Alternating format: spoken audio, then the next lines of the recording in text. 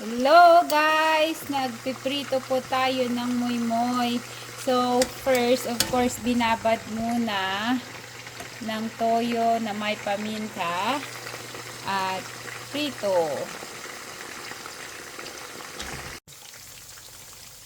So, yun na guys. Kailangan ito turn na natin. So, niluluto ko to, prinito ko mga about 5 minutes.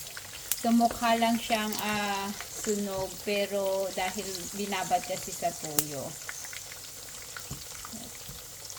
Hello guys! Luto na ang aming breakfast. Simple lang guys. So, prito na moy-moy.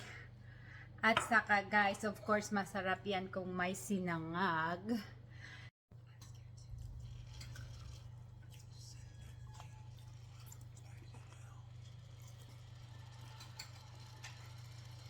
Harap!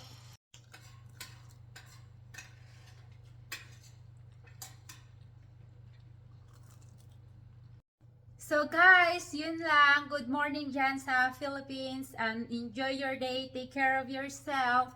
At salamat sa patuloy na suporta nyo sa akin sa panunood ng aking video at pag-share.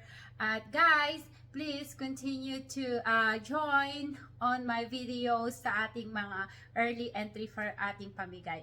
Bye for now!